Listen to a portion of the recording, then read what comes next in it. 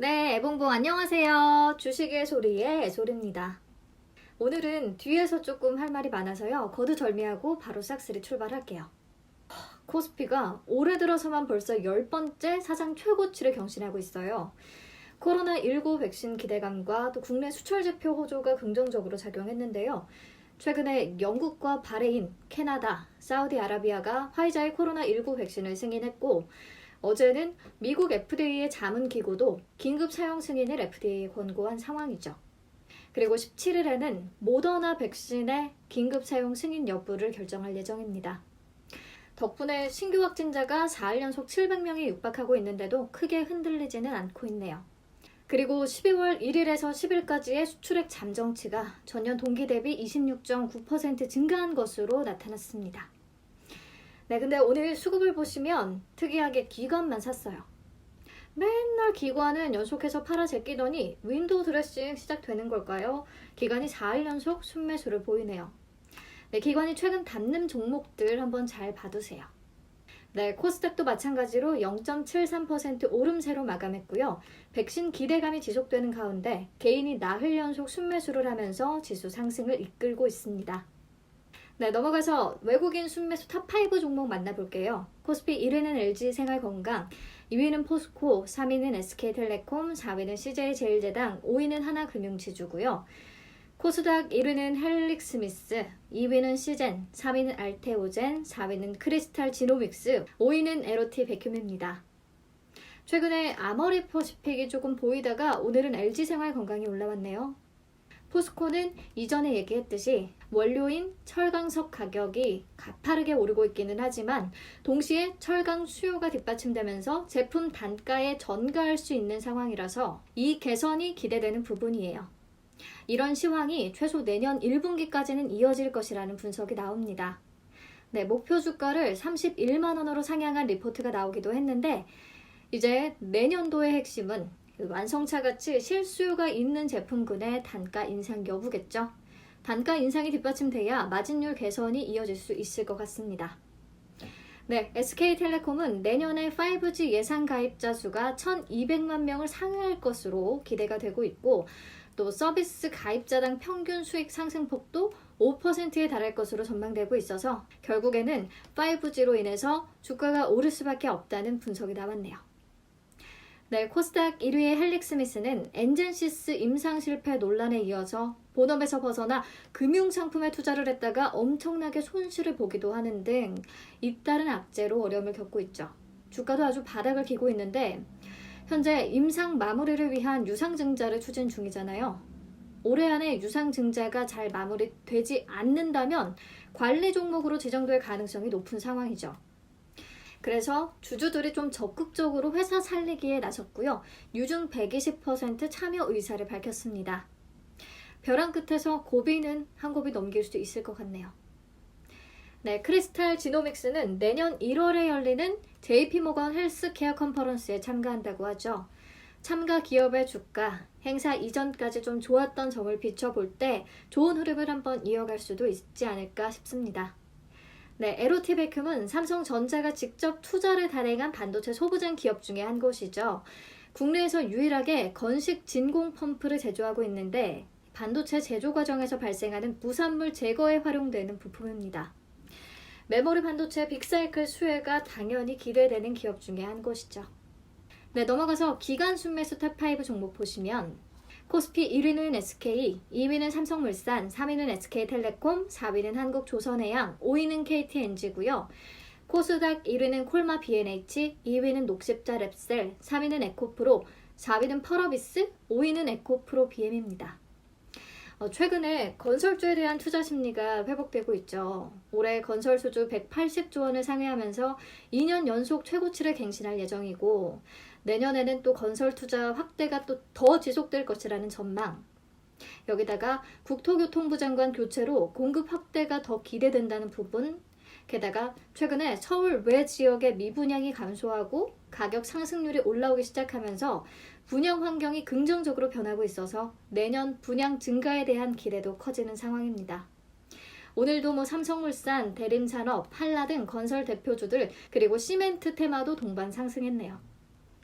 네, 녹십자 랩셀은 NK세포 치료제가 미국 FDA로부터 임상 1, 2상 시험계획서 승인을 받았다고 밝히면서 강세를 이어가고 있는데, NK세포 치료제는 암세포나 비정상세포를 즉각적으로 파괴하는 우리 몸의 선천 면역세포인 NK세포를 이용해서 만든 치료제입니다. 네, 넘어가서 오늘장 특징주들 만나볼 건데요. 오늘 제가 오전에 셀트리온 관련한 내용을 애소리의 주식 수다에 업로드하라고 따로 준비하고 있었거든요. 근데 시간이 조금 걸리는 바람에 촬영을 못했어요. 그래서 그 내용을 싹쓸이에 그냥 담아보려고요. 자, JP 모건이 7일에 한국 2021년 전망이라는 제목의 보고서를 냈죠. 내년에 코스피 지수가 3,200포인트에 달할 것이라는 전망과 함께 한국 주식 중에 반도체, 전기차, 5G를 최선호 업종으로 꼽았고요. 삼성전자와 SK하이닉스, 삼성전기, 카카오, SK텔레콤, 이마트, 현대차, 롯데케미칼, LG화학, 하나금융지주, CJ, 삼성화재를 선호 종목으로 제시했습니다. 하지만 셀트리온 헬스케어, 삼성중공업, 한화생명은 어보이드라고 해서 피해야 할 종목으로 제시했어요. 그러면서 셀트리온의 목표가로 21만 원을 내놨는데 7일 종가인 40만 3,500원의 절반도 못 미치는 수준이에요. 그래서 또다시 셀트리온 사태가 발생합니다. 보고서가 발표된 다음 날, 그러니까 8일에 외국인 투자자가 37만 주 이상을 매물로 던지면서 주가가 13%대까지 빠집니다. 물론 개인이 42만 주 순매수하면서 그 물량을 모두 받아냈고요. 낙폭도 거의 만회했죠. 9일과 10일에도 개인들은 계속 사들이면서 셀트리온 주가를 지켜냈습니다. 그리고 다행히 공매도 금지가 진행되고 있기 때문에 더 이상의 추가 하락은 막을 수 있지 않았나 싶어요. 아무튼 개인들이 이번 JP모건 보고서를 보고도 흔들리지 않을 수 있었던 이유는 JP모건이 셀트리온에 이렇게 인색한 평가를 내린 것이 이번이 처음이 아니기 때문입니다. 지난 9월에도 셀트리온에 대해서 목표가를 19만 원, 그리고 셀트리온 헬스케어의 목표가는 7만 원으로 제시했거든요. 당시 주가의 40%, 30% 수준이었죠. 그 이후로 자가면역 치료제 렘시마의 유럽 시장 점유율이 둔화되고 혈액암 치료제 트룩시마의 성장세도 늦춰진 데다가 바이오시밀러의 경쟁이 굉장히 심화되고 있고 코로나19 치료제 기대도 지나치다는 것을 들었어요. 하지만 보란듯이 주가가 쭉쭉쭉쭉 올라서 40만 원대까지 찍은 거죠. 근데 셀트리온 때리기는 JP 모건만의 문제가 아니고요. 2017년에 모건 스탠리를 시작으로 목표가 후려치기가 계속됐어요. 근데 이럴 때마다 항상 나오는 게 바로 공매도 음모론입니다. 왜냐면 특히 2017년 모건 스탠리가 목표 주가를 당시 주가의 절반 이하인 8만 원으로 제시했을 당시에 모건 스탠리는 셀트리온에 대한 공매도 잔고 대량 보유자의 이름을 올린 상태였거든요. 공매도 잔고 대량 보유자는 해당 종목에 대한 공매도 잔고가 상장 주식수 대비해서 0.5% 이상인 경우에 해당됩니다. 여기서 혹시 목표가 하향과 공매도가 도대체 무슨 상관이냐라고 할 주린이들을 위해서 간단히 설명을 드리고 넘어가자면 공매도는 없는 주식을 빌려서 우선 매도한 다음에 해당 주식의 주가가 떨어지면 싼 값에 주식을 사서 빌린 주식을 갚는 것을 말하거든요. 그러니까 공매도한 투자자들은 매도한 뒤에 주가가 떨어질수록 수익이 나는 거죠. 판 가격보다 훨씬 싼 가격의 주식을 사서 갚을 수 있게 되니까. 그리고 이렇게 빌렸던 주식을 사서 되갚는 것을 숏커버링이라고 합니다. 간단한 한번 예를 들어볼게요. A라는 주식의 현재가가 10,000원이에요. 그래서 제가 한 주를 빌려서 10,000원에 공매도를 했습니다. 근데 이후에 주가가 5,000원까지 떨어졌어요. 그러면 빌린 한 주를 5,000원에 매수해서 갚는 거예요. 나는 5,000원의 차익을 얻을 수 있는 거죠. 근데 반대로 10,000원에 공매도한 이후에 주가가 15,000원이 됐다. 요거 봐라. 근데 주가가 더 오를 것 같네. 완전 망했다. 이러면 15,000원에라도 얼른 주식을 사서 되갚습니다. 그러면 나는 5,000원을 손해보는 거죠. 어때요? 공매도 어렵지 않죠? 그럼 모건 스탠리 사태에 대입을 해보면 모건 스탠리가 당시에 셀트리온 공매도를 엄청 많이 한 상황이라는 거죠. 공매도 잔고 대량 보유자라는 게 그 말이에요. 그러니까 셀트리온 주식을 이미 빌려서 많이 팔아놨으니까 주가가 떨어져서 쌀 때 숏커버링을 해야 수익을 많이 낼 수 있겠죠. 그래서 저렇게 목표 주가를 훅 말도 안 되게 낮춘 리포트를 내면서 주가를 떨어뜨려서 저렴한 가격에 숏커버링을 하려고 했다. 뭐 이런 합리적인 예측을 하게 되는 거죠.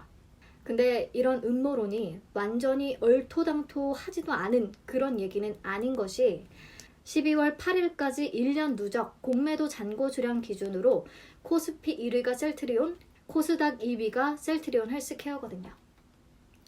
외국계 IB들의 대표 공매도 표적이라는 얘기죠. 그렇기 때문에 주가가 오르기 그만큼 힘든 종목이기도 합니다. 공매도 물량이 많으면 그만큼 매도 압력도 세다는 얘기니까. 아무튼 근데 최근에 코로나19 치료제 기대감에 셀트리온 주가가 미친듯이 올랐으니까 숏커버링을 위해서 JP모건이 자꾸 이런 보고서를 내는 게 아니냐라는 말이 나오는 거죠.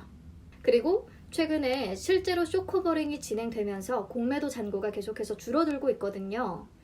그러니까 조금이라도 싼 가격에 숏커버링을 하려고 이런 보고서를 낸 것이 아니냐라는 말이 나옵니다. 물론 무조건 매도 보고서가 공매도 조장이라고 결론을 내는 것은 옳지 않아요. 하지만 아주 근거 없는 음모론은 아니고 셀트리온에는 늘 공매도 이슈가 이렇게 따라다닐 수밖에 없다는 거 알아두시는 게 좋을 것 같아서 얘기를 해봤고요. 외국계 증권사가 아무리 목표가를 낮춰 잡더라도 셀트리온 늘 보란듯이 성장해 왔다는 것을 비춰볼 때 이번 JP모건 리포트도 뭐 그냥 무시해도 상관없을 것 같아요. 근데 이건 중요하죠.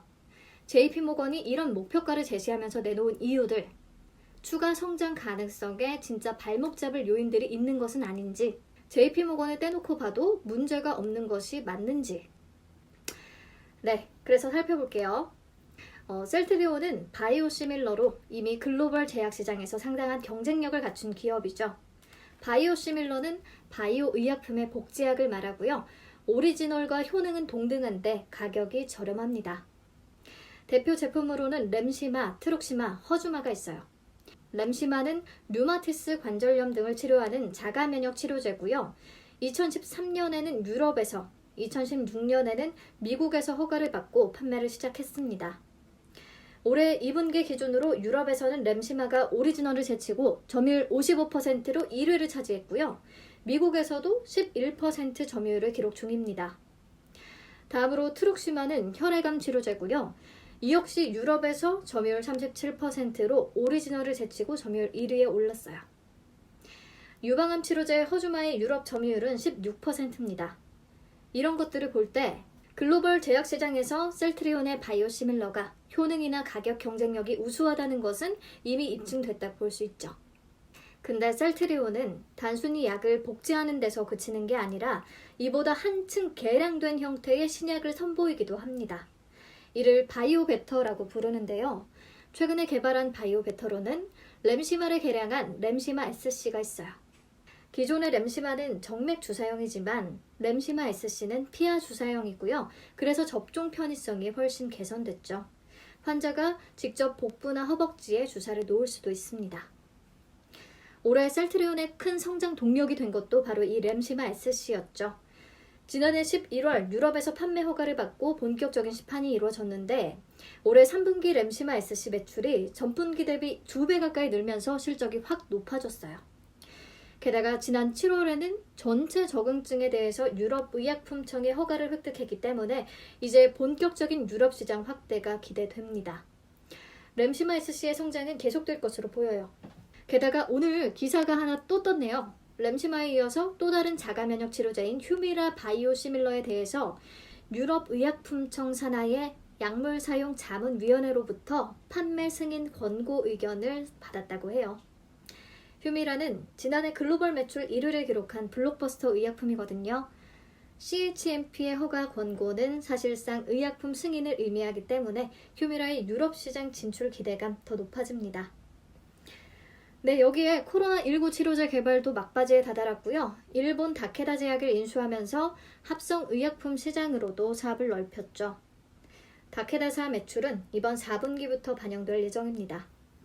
여기까지 정리를 하자면 바이오시밀러에서 시작해서 이제는 바이오베터, 신약 개발, 그리고 합성 의약품까지 아우르는 종합 제약사로 탈바꿈하는 중이라는 거죠. 셀트리온은.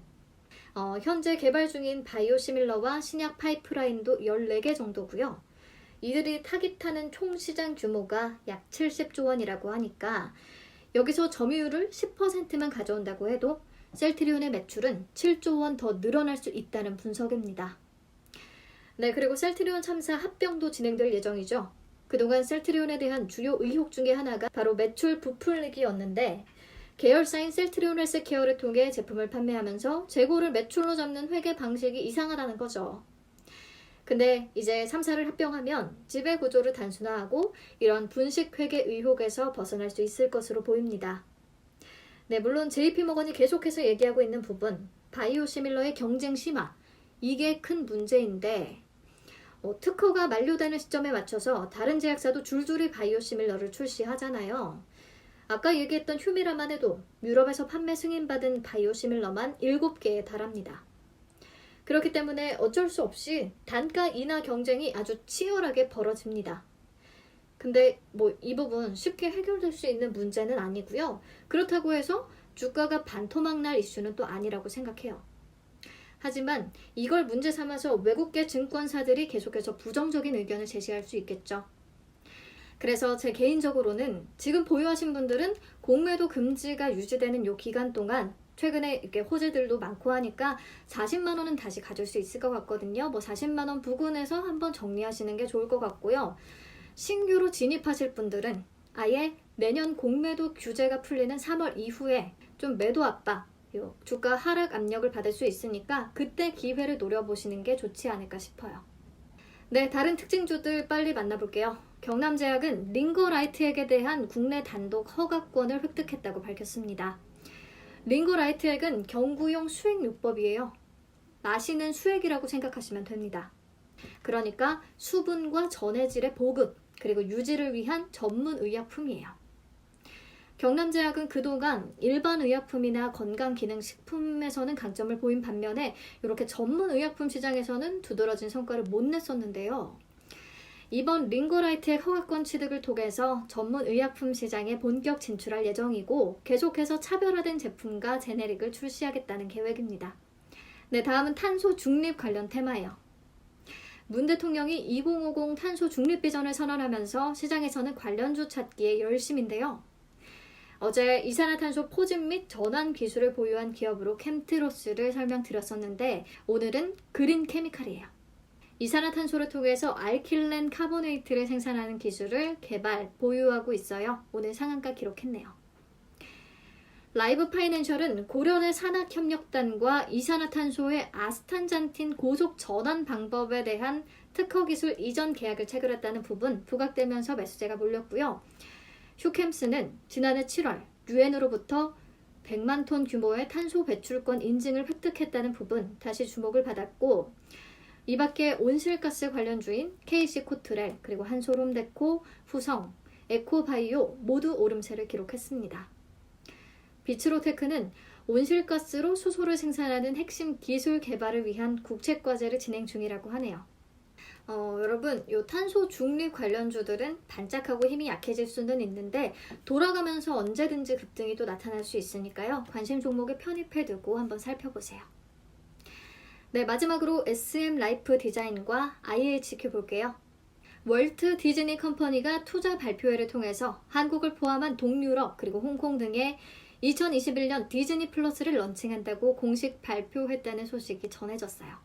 디즈니가 트위터를 통해서 따로 서비스 소식을 알리기도 했고요. 디즈니 플러스는 월트 디즈니의 온라인 동영상 서비스입니다. 넷플릭스 같은 거죠. 지난해 11월 북미와 네덜란드에서 처음 출시했는데 1년 만에 유료 가입자 7,370만 명을 확보하면서 급성장하기도 했어요. 이 같은 소식에 디즈니의 패키지 미디어 판권을 보유하고 있는 SM 라이프 디자인이 급등세를 보였고요. 디즈니가 계열사를 통해서 IHQ의 지분 5%를 인수했다는 부분이 알려지면서 IHQ도 같이 급등했습니다. 그리고 한 종목만 더 말씀을 드리면 위즈윅 스튜디오가 있는데요. 2018년에 국내 최초로 월트 디즈니의 공식 협력업체로 선정된 바 있습니다. 네, 넘어가서 오늘장 거래량 급증 종목 보시면 3위의 KMH 하이텍은 KMH와 함께 주주가치 증대를 위한 배당 그리고 자사주 매입에 대한 기대를 받고 있고요. 5위의 시디즈는 국내 의자 브랜드인데요. 세계 최대 전자상거래 업체죠. 아마존에서 라이브 방송을 진행했거든요. 이를 기회로 미국 가구 시장에서 브랜드 인지도를 더 높여갈 것으로 보입니다. 네, 그 밖에 다른 종목들은 대부분 앞에서 언급했네요. 오늘 너무 말이 길어지다 보니까 막 꼬이고 난리야.